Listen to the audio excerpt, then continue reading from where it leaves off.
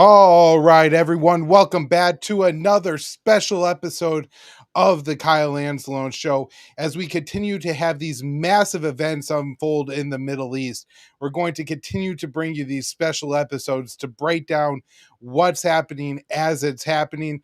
And of course, this weekend, it was the United States entering Israel's war in Iran, hitting 3 Iranian nuclear facilities. So we're going to be breaking that all down.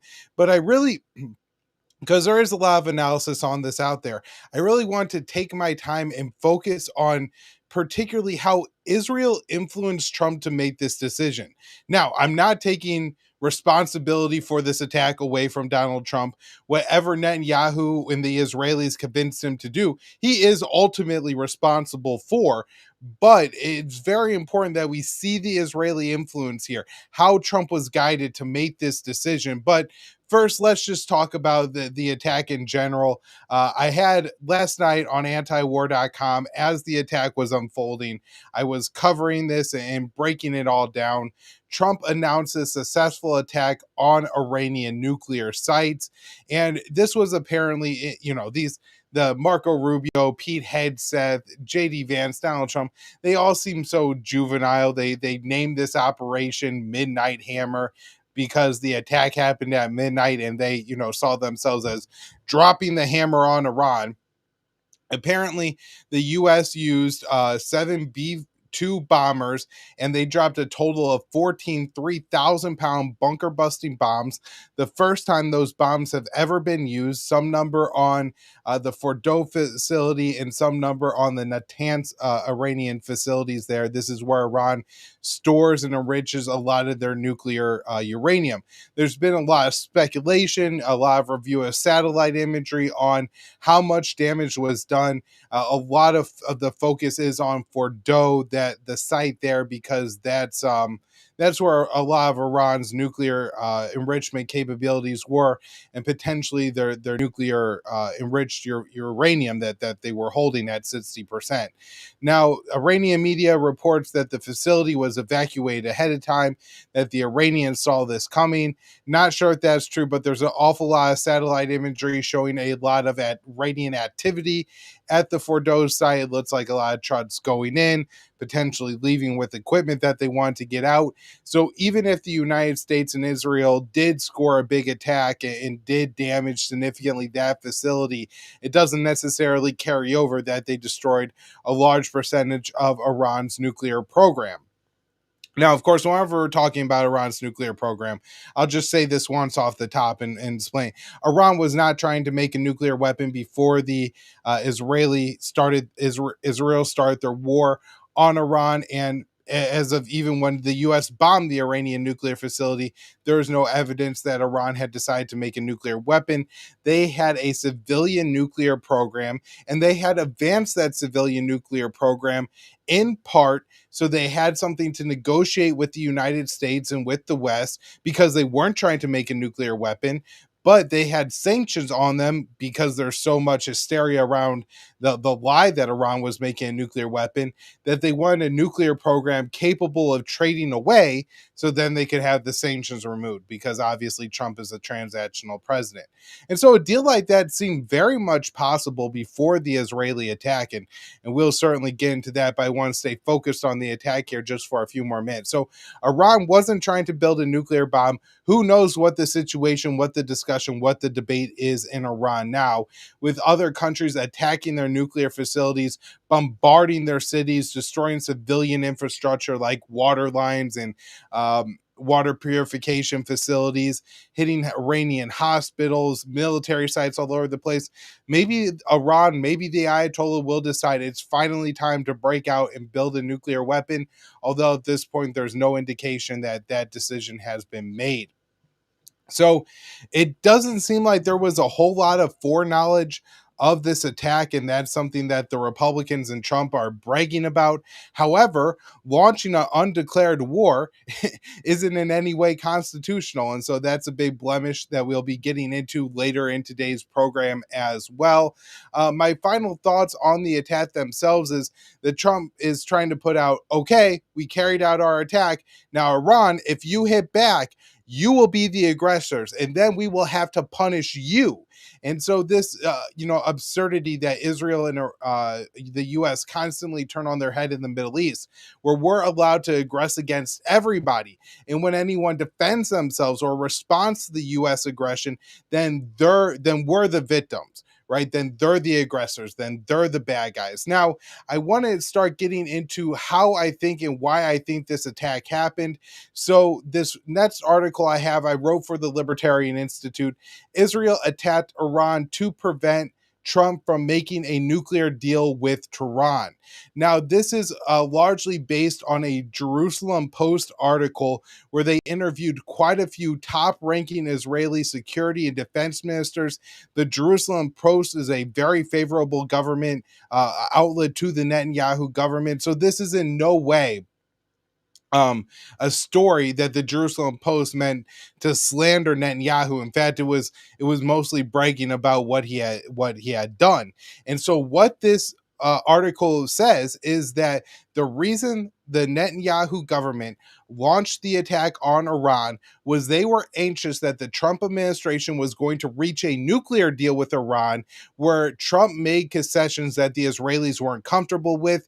And from reading the context of the article, it very much seems like the concessions were essentially that Iran would be able to continue to enrich uranium to 3.67%, which was the case under the Iran nuclear deal. So this deal would have required Iran to get rid of all the 60% enriched uranium, which we constantly hear American and Israeli officials complaining about how this is so dangerous, how Iran is so close to a nuclear bomb. And there was a deal on the table to get rid of all that enriched uranium.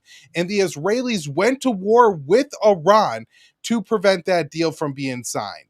And so the article, in fairness, does lay out a couple other factors that were critical in Israel deciding to go to war now, like the general weakness of Hezbollah, Hamas, and other Iranian allied groups in the Middle East, and the fact that Donald Trump was president and Israel had a lot of arms. And so there were other factors that Israel had going for it to carry out this attack.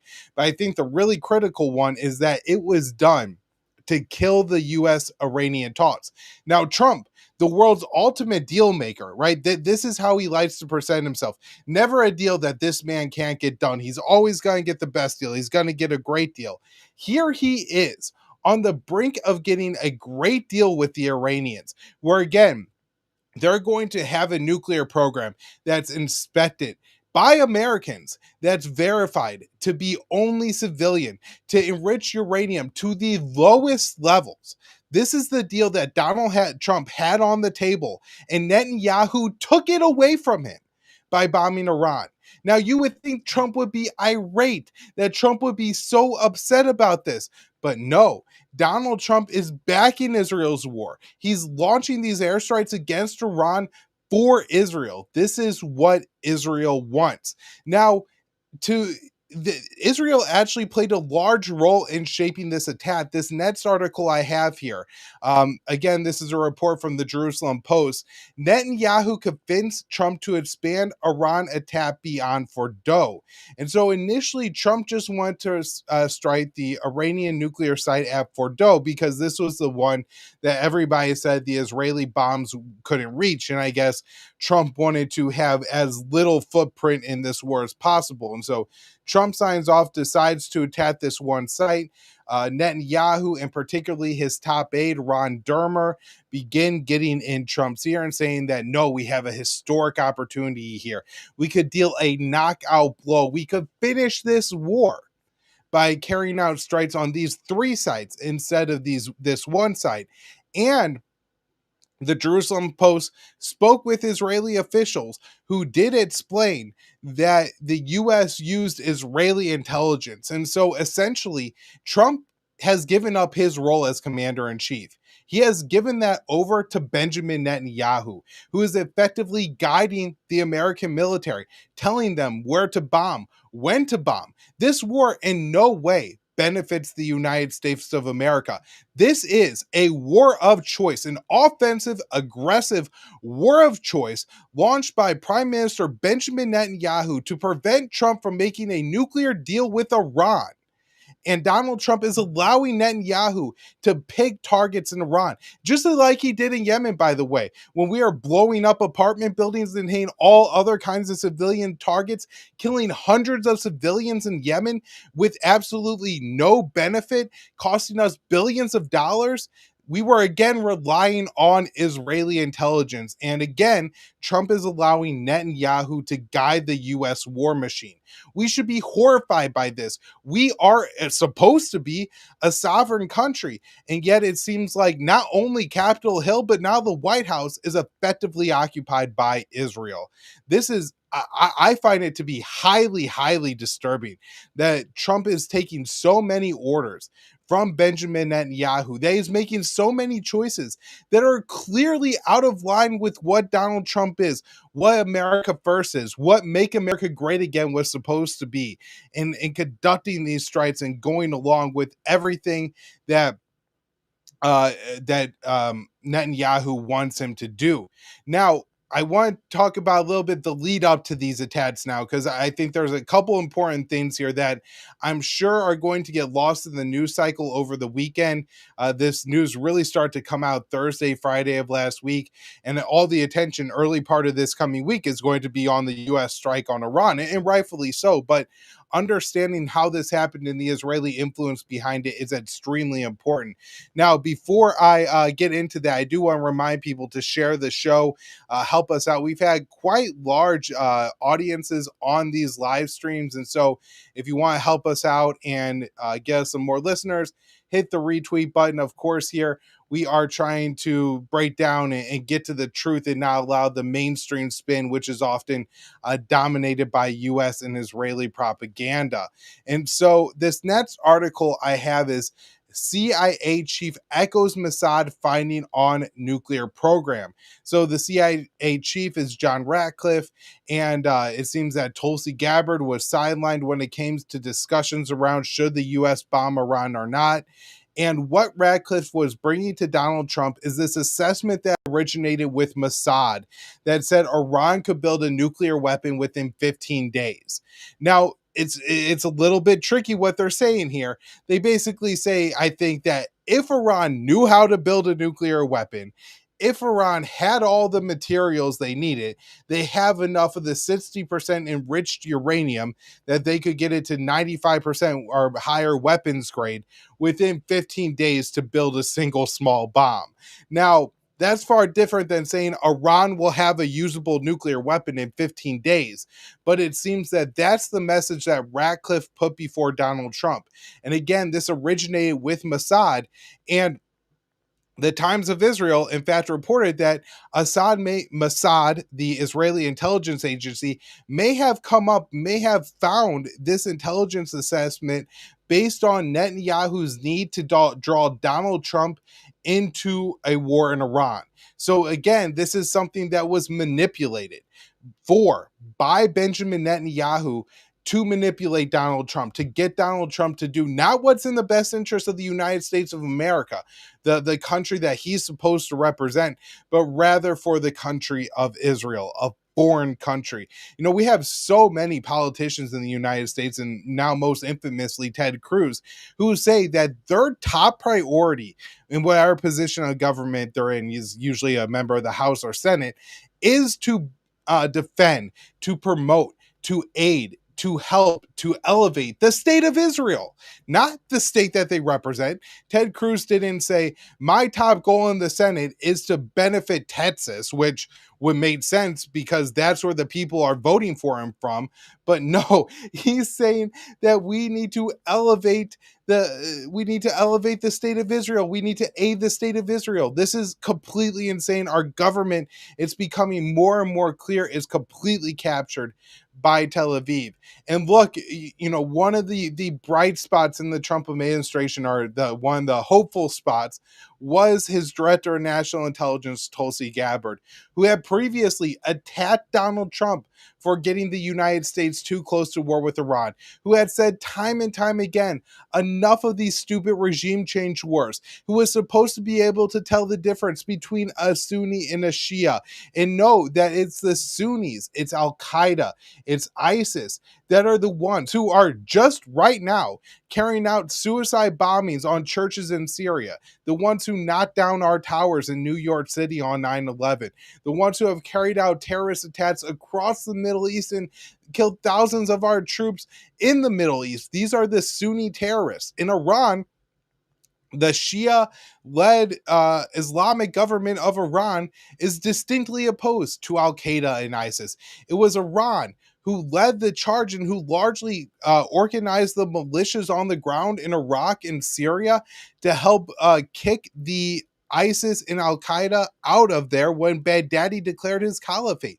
And so Tulsi Gabbard should have been screaming to President Donald Trump, what you are doing is going to weaken the coalition of the sane in the Middle East. You're going to empower not only genocidal Israel, but more important maybe to the United States, the Sunni opposition, the terrorist groups, Al-Qaeda and ISIS, the same way when he recognized Jolani as the leader of Syria.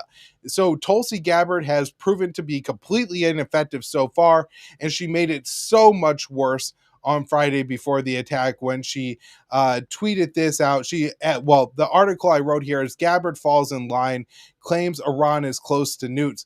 And what she did is she reposted a video from her March testimony to the Senate when she said that the intelligence community continues to assess. This is the same assessment that the intelligence community has made all the way going back to 2007, that Iran is not attempting to build a nuclear bomb. And she said that the media was lying, that they were distorting this. And what she was trying to do is she was trying to get back in Trump's good graces. Because rather when the United States is on the brink of war, when as she says all the time, my brothers and sisters in arms, when they are going to be put in harm's way from potential Iranian retaliation, she completely sells out and tells a lie and endorses what ends up being Trump's attack on Iran. And so again, you see, even if Tulsi maybe isn't the most Zionist member of the administration, they even capture her in her opinions, and now our DNI is fabricating intelligence that's leading us to get into another war in the Middle East.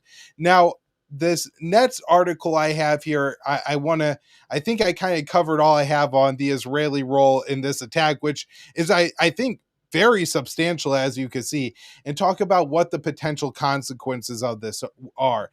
And so the most prominent one, of course, is going to be potential Iranian attacks directly on U.S. troops in the Middle East. I think this is a distinct possibility. I also think it's possible that unless there's another round of American attacks, that Iran may try to limit this war as a war between Iran and Israel versus bringing in the United States more. I think Iran realizes it has to be very careful how it handles Israel. Iran is essentially in a fist fight with someone who also has a gun. Right. And if Israel starts to lose too much, it will use its nuclear weapon. And so I think it wants to be very, very careful of how it handles this and how it escalates the war going forward. And so I think some of the Iranian responses that we could see are going to be leaving the non-proliferation treaty, removing all IAEA, international inspectors of its nuclear program from the country of Iran. Maybe even announcing that it's working on a nuclear program or secretly doing one. Iran may try to activate some of its allies in the Middle East, Hezbollah, the Shia militias of Iraq and Syria, and encourage them to carry out attacks on Israel. But I think maybe the most substantial and the hardest to combat thing Iran might do is close down the Strait of Hormuz. So we had this today. Iran's parliament votes to close Strait of Hormuz in response to U.S. attack. Now, it's important to remember that the Iranian parliament doesn't dictate what happens in Iran. The supreme leader, the Ayatollah, gets to do that. However, the fact that the parliament voted this way certainly suggests that the supreme leader is eyeing this, if not something he's going to do immediately, something he's willing to do in response to any step up in U.S. attacks on Iran. Now, this could be a major devastation to Europe, who the European Central Bank is estimating that for every single percent, every percentage point, the cost of crude oil goes up, it's going to cost their economies 0.2% of their GDP. So a 5% rise in oil prices would lead to a 1% reduction in GDP for Europe. And with all this pressure that they're trying to escalate, adding new sanctions on Russia, taking more Russian oil off of the market, this is obviously a very dangerous road to go down for Western economies. And just like the economic war against Russia that we waged in Ukraine, for Ukraine, and how that hurt Western economies at this point more than it hurt the Russian economy, I think we could see something similar here, where we interfere in this war and we think it's going to hurt Iran, and it's probably going to hurt Iran quite a bit, but it's going to hurt Western economies quite a bit more. Now, this last article I have on the response is very disturbing. This one from Donald Trump says, Trump suggests he wants regime change in Iran. And so he says he knows that regime change isn't politically correct. Well, the reason regime change isn't politically correct is because of Donald Trump. It was Donald Trump who took down the regime changers who were slated to be, remember, the 2016 election was going to be Hillary Clinton versus Jeb Bush, right? It was going to be the legacy of regime change, the neoconservative and the liberal interventionists on both sides. We were not going to have an option on foreign policy. And it was Trump that came in and mocked Jeb Bush and his family for the regime change war in Iraq and the devastation, not only to the United States, but to Iraq. And he mocked Hillary Clinton for her mistakes and her failures across the world and how all these countries she went to ended up worse. And he largely did the same thing to Kamala Harris and Joe Biden, where, he called them and denounced them as warmongers and said that he was going to bring peace and that, war never was started if he was in charge. Now, I didn't necessarily believe him. However, it just goes to show how far Trump has gone from his own statements that he had made while he was a candidate during his first, second, or third presidential runs to how this policy actually ends up. And so Trump says that regime change isn't politically correct, but basically he's planning on pursuing one, and tweets out, "Make Iran great again," or MIGA. Now, I thought that was pretty funny because Matt Blumenthal, I regularly see him on Judging Freedom with Andrew Npalitano, using MIGA as to say Trump's real policy is to make Israel great again, which certainly seems to be the truth behind all of this. Now, speaking of Judge Npalitano, I wrote an article for his website today. The headline is, Representative Thomas Massie slams Trump for launching unconstitutional war on Iran. And so Massie was very vocal, very critical of Trump launching this war on Iran, not getting approval. And I thought that was a really good stance that Massie took very vocally. And this led Donald Trump to putting out this long post on True Social about Thomas Massie. Most of it is just, oh, he's lazy, he's politically incompetent, blah, blah, blah, blah, blah. But I really wanted to let Judge Npalitano weigh in and explain it. So I have this clip. This is a fantastic monologue that he gave earlier today on his program, Judging Freedom. What the President of the United States did was profoundly unconstitutional. What the President of the United States did was profoundly unconstitutional, absolutely unlawful, was an impeachable offense, and was a war crime. Under our Constitution, only the Congress can declare war, not the President. And Congress can only declare war on a country that poses an immediate and grave military threat to the United States of America. President Trump has started a war with Iran, which poses no threat, let alone immediate or grave whatsoever, to the national security of the United States of America. Under an unconstitutional statute, but still the law, the War Powers Resolution, the president is required to give notice to Congress and give Congress an opportunity to respond before he attacks a foreign country. He can carry out the response, but he has to tell Congress and give Congress an opportunity to respond. He not only ignored the Constitution, he ignored that law. As unconstitutional as it is, it hasn't been tested by the courts. It is still the law. The president ignored it. Killing people and destroying property in another country without a just cause is a war crime. It is the moral and legal equivalent of a high crime and misdemeanor. It is an impeachable offense, and it is time for the American public and the Congress to do something about it. So, I mean, I really can't say it all that much better than the judge did there. I do think on the constitutional issue, this was just completely despicable what Trump and his administration was able to get away with, how they were able to manipulate the situation, that they only told a few members of Congress about this before the attack. Complete cronies in Congress who didn't. You say that we need to bring this to a vote, that you need some kind of congressional authorization to go to war. I mean, you know, Bush didn't get a declaration of war, but at least he got an authorization for use of military force. Here, we're waging an aggressive war against a country that has no means, no plans to attack the United States of America, who wasn't building a nuclear bomb. There's no evidence that they were. Nobody could present it. Even the Israelis are admitting, and the Jerusalem Post is admitting, that what prompted Israel to attack Iran was they were worried about Donald Trump making a deal over Iran's nuclear program, and they knew Iran wasn't working on a nuclear bomb. So this whole thing is just so absurd, and that the Trump administration is going to be able to do this without being impeached just goes to show that, you know, the Constitution was a piece of paper and now has essentially been torn up and used as toilet paper so many times that it means absolutely nothing.